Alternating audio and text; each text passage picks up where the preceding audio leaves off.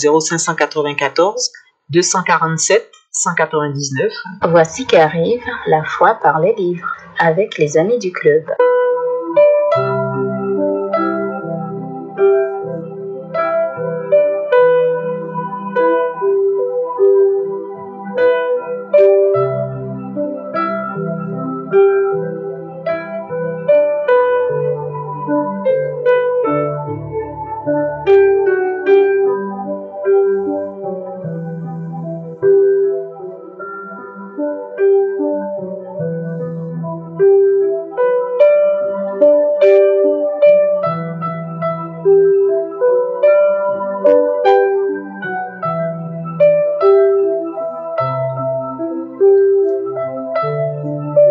Bonsoir, chères auditrices, auditeurs de Radio Saint-Gabriel.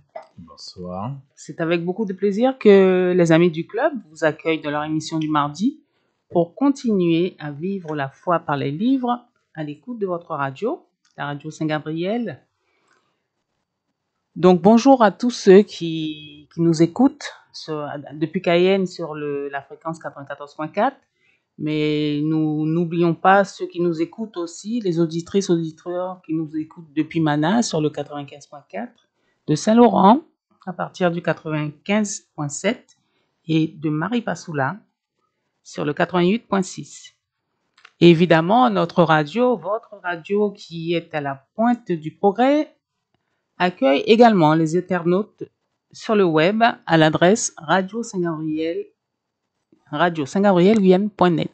Et ça, vous devez le savoir, je suppose. Donc, je vous rappelle, juste un rappel pour ceux qui découvrent la radio ce soir, juste un rappel pour leur dire qu'ils peuvent nous rejoindre le mardi pour la foi par les livres, mais aussi à tout moment à travers le web sur Radio Saint-Gabriel-Guyane.net. Voilà, donc bonsoir Patrick. Bonsoir Marilyn. Bonsoir à vous, auditeurs, auditrices. Nous sommes contents de vous rejoindre.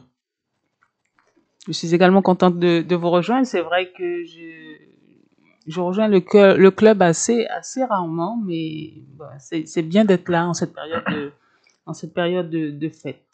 Et nous faisons d'ailleurs un clin d'œil aux autres amis du club qui sont certainement à l'écoute de l'autre côté et qui ne manqueront pas de nous donner leurs impressions sur notre animation du jour. Grand merci à Gilles. Bonjour Gilles. Bonsoir. Gilles, notre gardien de la technique, il veille à ce que tout se passe bien entre vous et nous. Et merci encore, grand merci pour votre écoute. Nous remercions également le Seigneur parce que c'est lui qui nous permet la réalisation de cette émission, qui nous permet de partager avec vous sur des ouvrages de manière à édifier notre foi ou à pouvoir nous permettre de nous épanouir davantage dans notre vie de prière. Donc, un grand merci au Seigneur. Nous lui demandons que son esprit continue à nous guider et à faire de nos faiblesses des forces que nous pourrons mettre à son service. Merci Seigneur. Alors, qu'avons-nous à proposer aujourd'hui? Donc, en concertation avec les autres membres du club, nous avons souhaité profiter de ce temps de la nativité pour vous présenter un livre destiné à la famille. Alors, il s'agit de ce livre-ci, écrit par le père Arnaud Toury. Il s'appelle « Vivre la prière en famille ». Il est édité par la maison Magnificat, que vous connaissez, puisqu'on nous retrouverons également nos mensuels qui nous permettent de mieux suivre la liturgie tout au long de l'année. Voilà, donc. Alors Patrick, puisque tu as si bien commencé, tu vas peut-être nous dire, partager de ce que tu sais de l'auteur de cet ouvrage, donc le père Arnaud Toury. Alors le père Arnaud Toury est prêtre du diocèse de Reims. Il est également collaborateur au service national de la pastorale liturgique. Il accompagne entre autres des foyers des équipes Notre-Dame. Et puis, il est également membre du mouvement Vivre et Aimer. Alors, il participe également aux activités d'un centre spirituel ignatien, et il est engagé dans le tiers-ordre franciscain. D'accord. Voilà ce que je peux en dire de manière très, très rapide. On aura peut-être l'occasion de détailler un petit peu tout à l'heure. Alors, tu disais que le père Arnaud Toury est membre, il accompagne les foyers des équipes Notre-Dame. Alors, est-ce que tu peux nous en parler? En général, quand il existe comme ça des communautés, des mouvements, etc., on en retrouve un peu partout. Est-ce que tu peux nous dire si cela existe en Guyane ou... D'accord. Alors, les équipes Notre-Dame sont effectivement présentes en Guyane. Le Seigneur est plein d'humour, si je puis dire, puisque lorsque nous avons décidé de préparer cette émission, je ne connaissais pas le Père Toury, mais je fais partie des équipes Notre-Dame. Ah, Je fais partie des équipes Notre-Dame. Enfin, mon épouse et moi faisons partie des équipes Notre-Dame. Donc oui, elles sont présentes sur le département.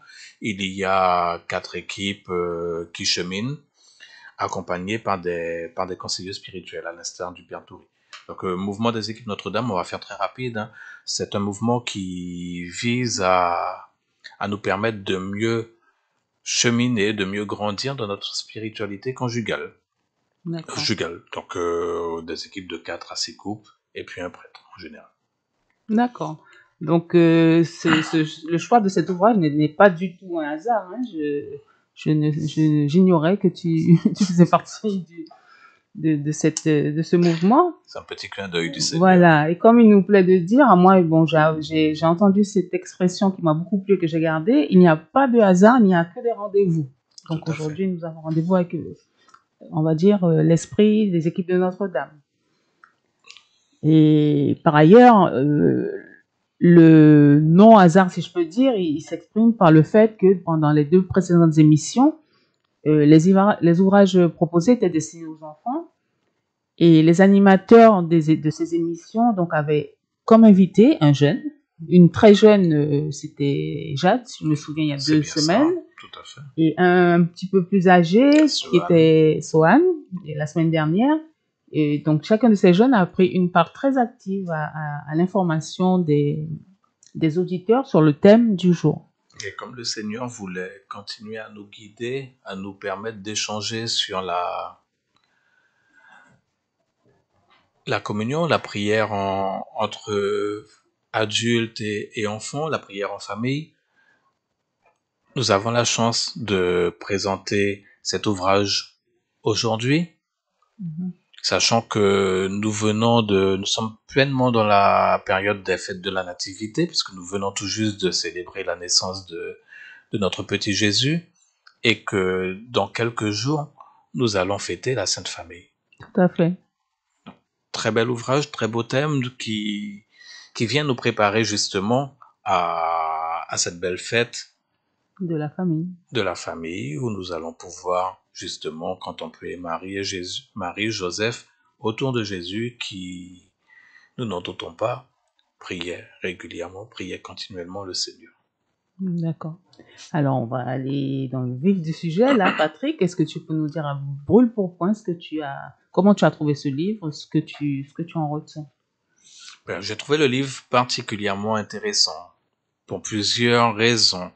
La première, c'est que il est toujours intéressant et important de pouvoir s'inspirer un petit peu de ce qui se fait pour pouvoir débuter sur une prière en famille ou l'approfondir si on a déjà l'habitude de prier ensemble.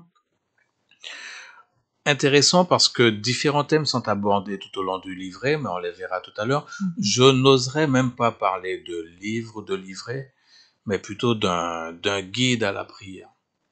Le guide à la prière, moi, c'est ce que l'Esprit Saint me met au cœur lorsque je parcours cet ouvrage, parce que on va parler de la prière, bien sûr, de la prière en famille, mais avec beaucoup de petites pistes qui viennent nous permettre de vivre différents temps de prière, différentes formes de prière, et donc de pouvoir s'adapter et se proposer à toutes les situations qu'on peut rencontrer en famille. D'accord. Merci pour cette petite introduction. Donc, je compléterai donc la réponse de Patrick en vous partageant un extrait de la préface du livre. Cet extrait, cette préface est écrite par l'archevêque de Reims, Éric de Moulin-Beaufort, et donc il fait l'éloge, je trouve, hein, c'est tout à son honneur et à l'honneur de l'auteur. Il dit que ce petit livre honore son titre, parce qu'il ne cherche pas à discourir, à disserter.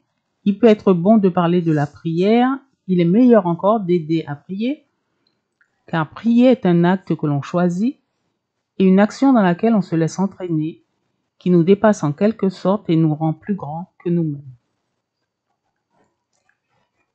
Prier en famille est souvent un défi, un peu ou beaucoup. Cela revient à s'exposer devant les autres et des autres avec lesquels on vit au jour le jour.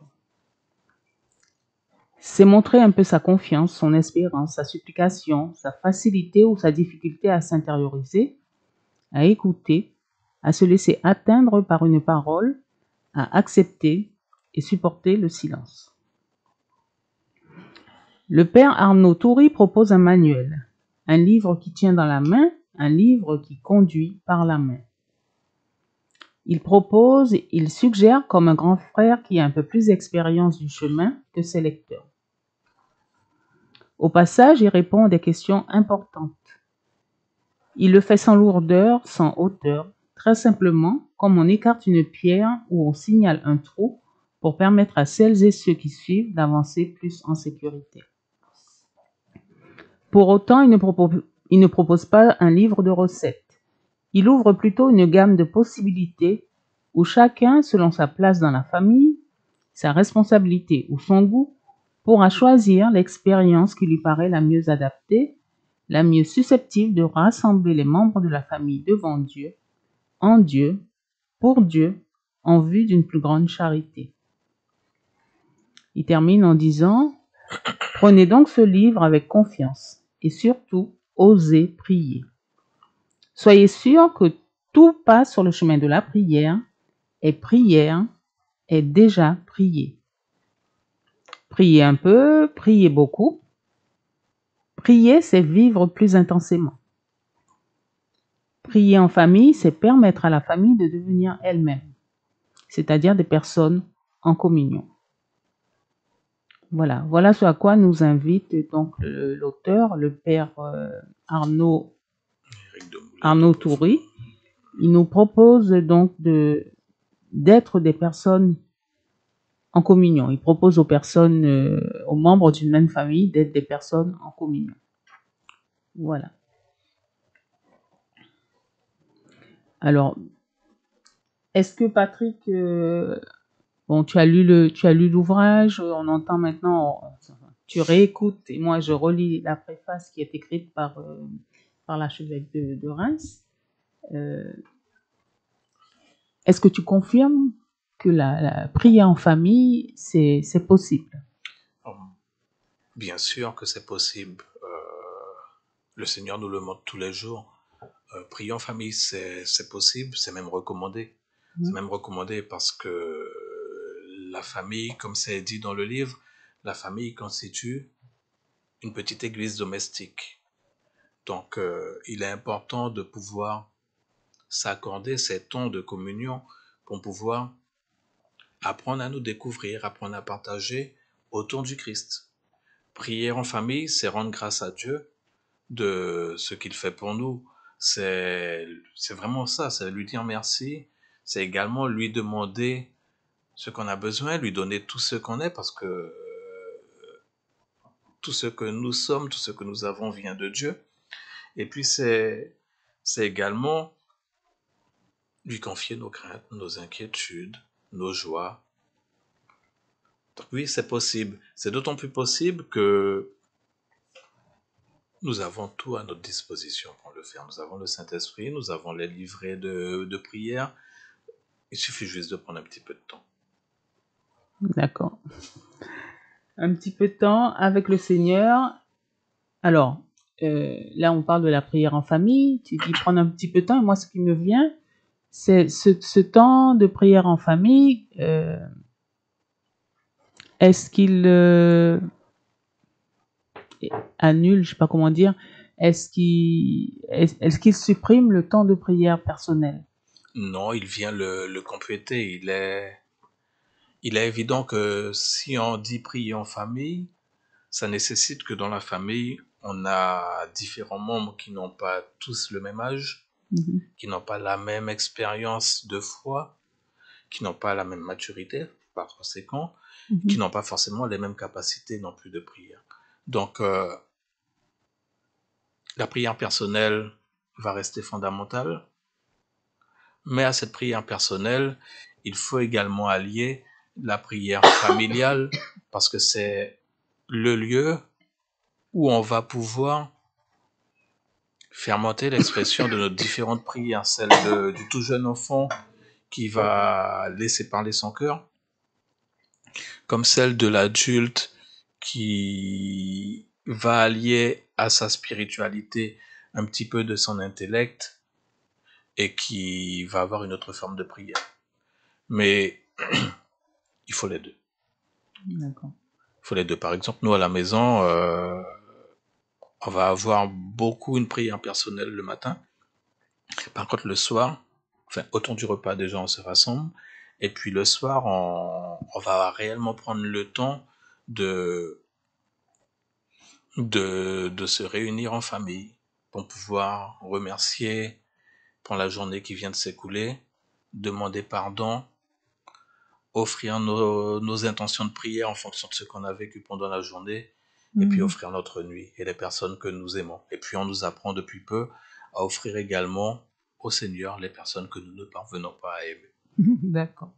D'accord. C'est vraiment le soir, le moment où la famille se retrouve et où C'est le seul moment. on est plus attentifs les uns aux autres. Tout à fait. Avec la vie trépidante qu'on mène, c'est plus facile le soir. Le matin, un petit peu avec les enfants avant d'aller à l'école, mais c'est rare que maman, papa soient autour des enfants à ce moment-là. D'accord. Et donc, prier en famille, c'est possible par la grâce de Dieu qui nous permet de lever les obstacles. Parce que dans la vie de tous les jours, la famille ou l'individu lui-même rencontre de nombreux obstacles qui doivent être levés pour vivre pleinement sa spiritualité et laisser se réaliser en nous l'œuvre de Dieu. Et c'est vraiment laisser se réaliser l'œuvre de Dieu en nous, laisser l'Esprit parler, parce que nous sommes tous des membres actifs, aussi bien les enfants que nous, et on se rend compte que le quotidien a vite fait de nous stresser, de faire en sorte qu'on rentre et qu'il est parfois difficile de se mettre dans cette ambiance de la prière. Mais le guide, si je l'appelle ainsi, nous propose justement de pouvoir mettre en place, je crois que c'était dans la partie 1, de pouvoir mettre en place des conditions qui sont favorables à la prière. Donc ça peut être un espace dédié à la maison dans lequel on va retrouver un petit autel. Ça peut être l'ambiance, donc la petite bougie ou de la lumière un peu tamisée qui va nous permettre d'intérioriser. Ça peut être un peu de silence. Ça peut être, dans le cas contraire, un fond sonore qui nous permet de rentrer dans la louange, dans la prière. D'accord. Et donc, effectivement, dans son ouvrage, l'auteur nous fait différentes propositions sur ce qu'il appelle un itinéraire de spiritualité familiale à travers les 3 parties du livre.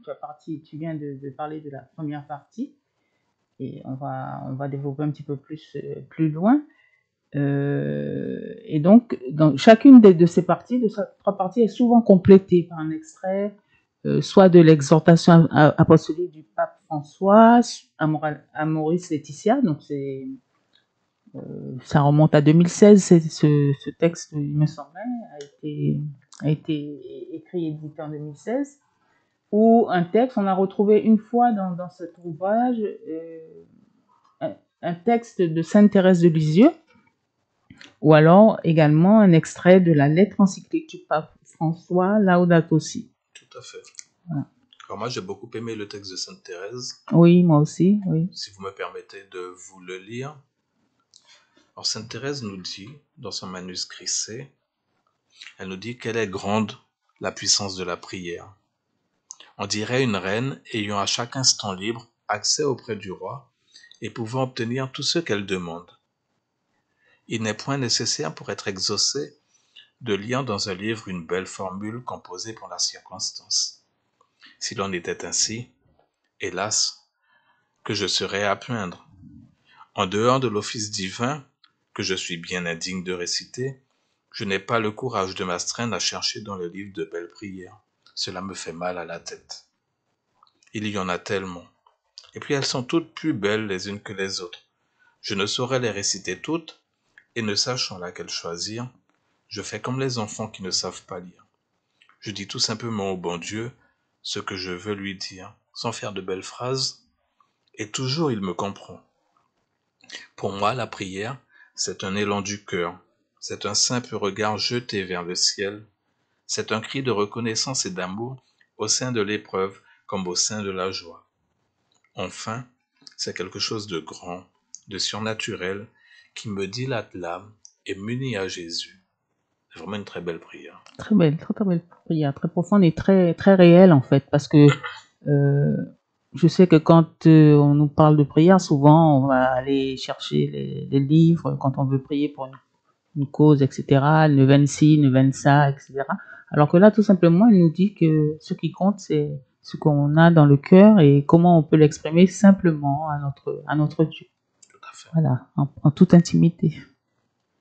Puis j'apprécie énormément ce qu'elle dit, parce que il est évident que elle parle de prier avec notre cœur, de laisser notre âme parler au Seigneur.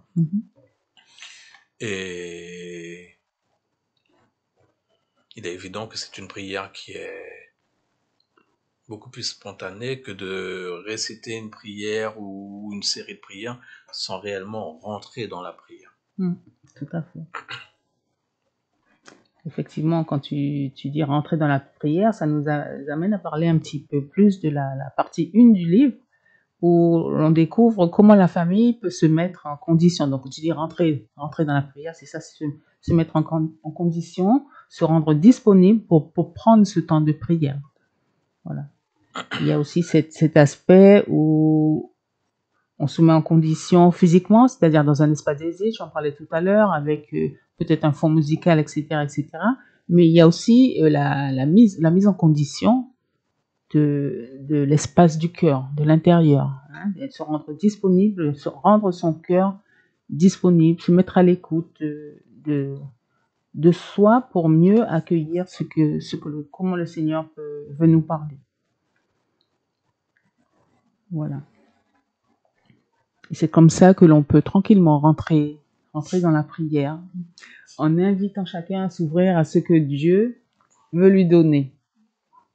Alors, notre technicien, gardien de la technique, donc Gilles nous invite à vous proposer, chers auditeurs, une pause musicale. Et donc, nous vous proposons Chaîne d'amour.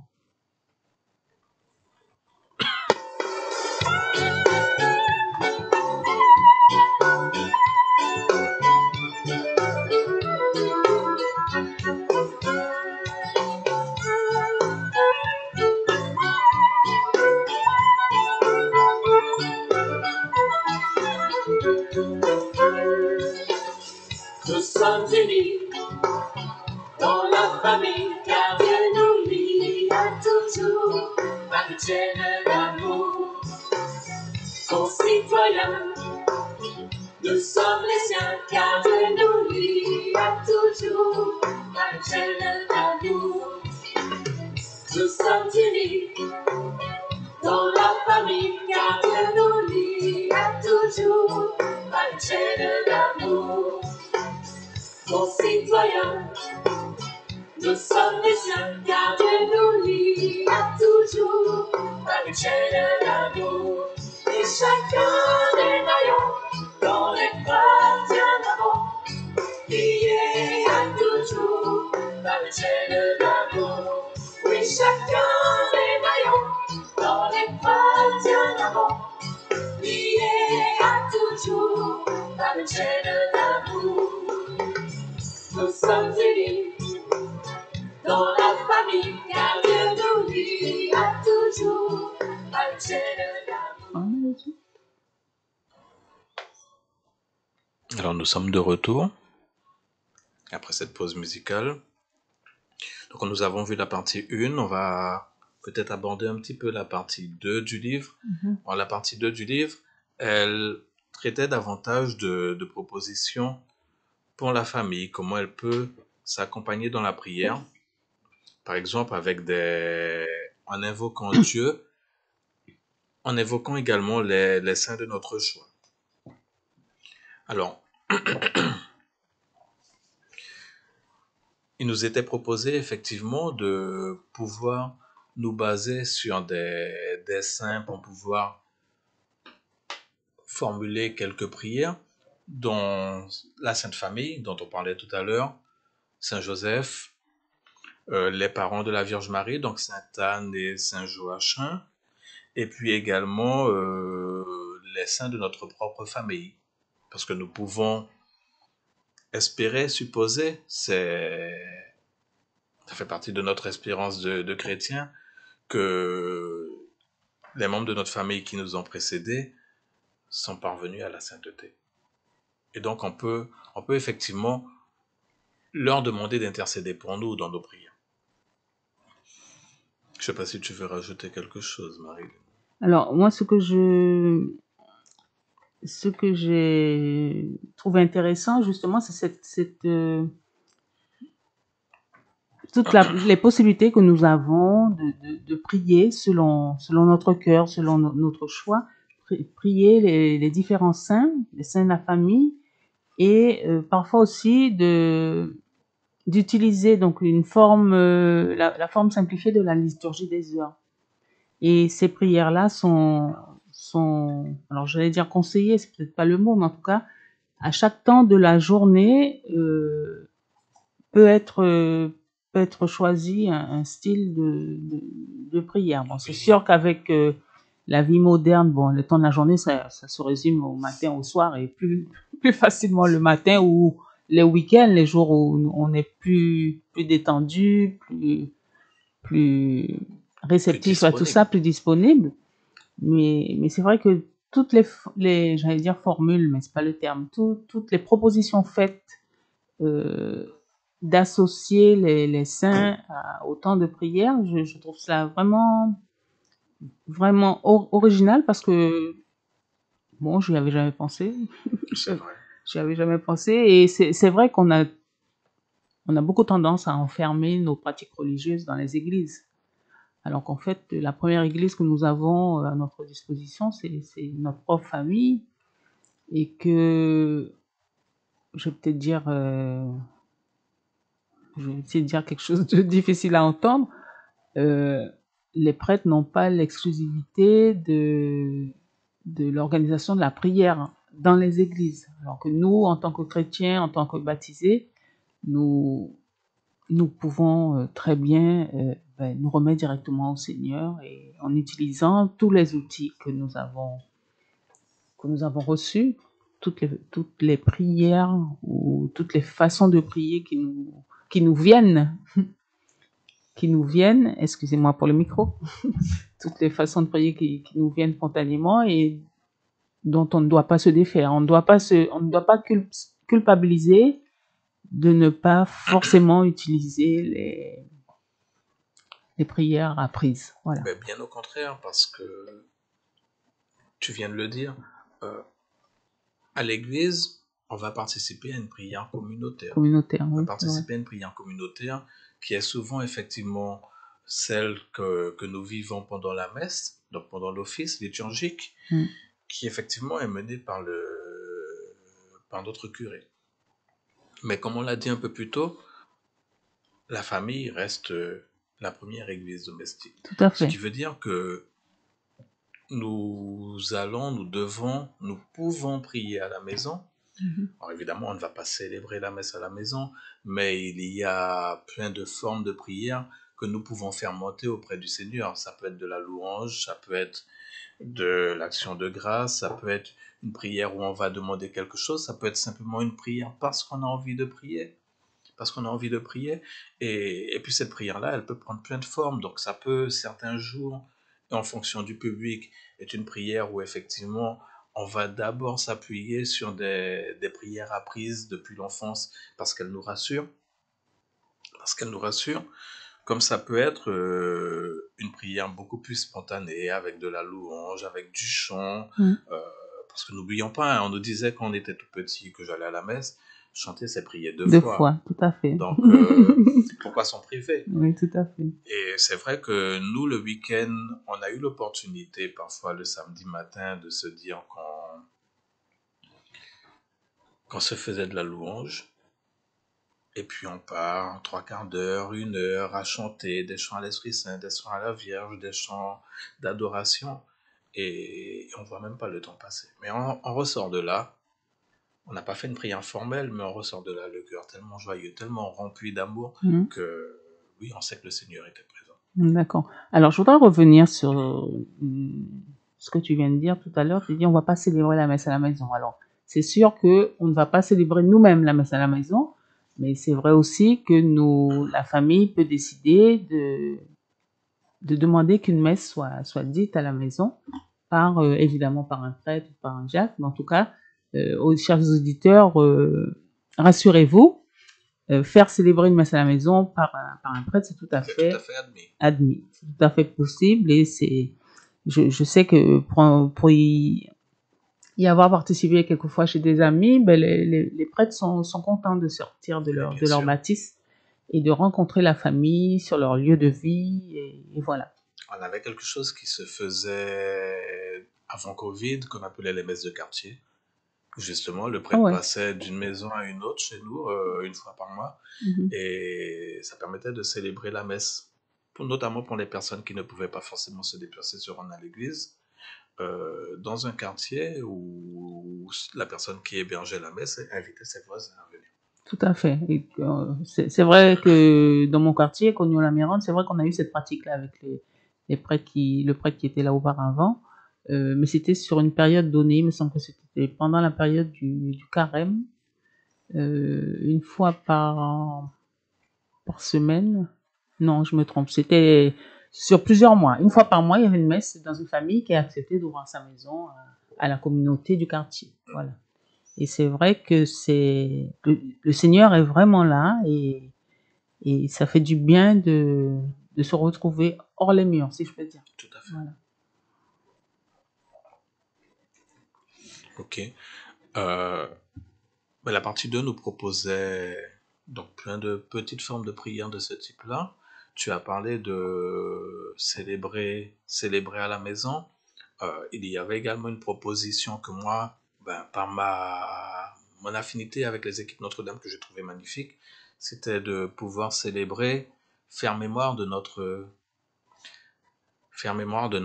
sacrement de mariage, par exemple. J'ai trouvé ça plutôt sympa. C'est d'ailleurs un des points qui m'avait attiré lorsque j'avais feuilleté le livre très rapidement, parce que c'est important. C'est important. Alors, c'est très intéressant ce que tu nous dis là.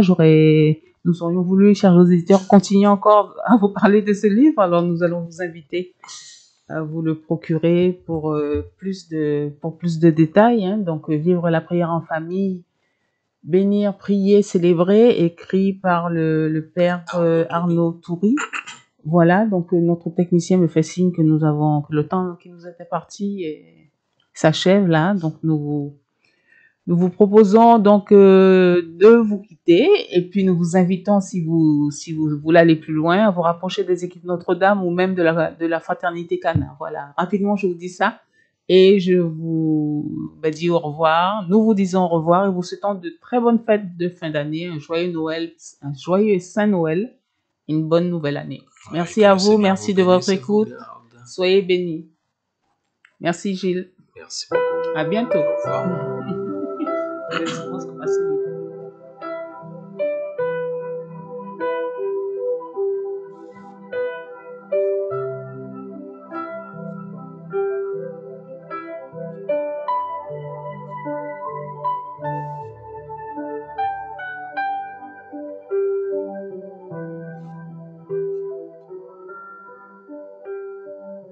C'était les 30 minutes de l'émission La foi par les livres.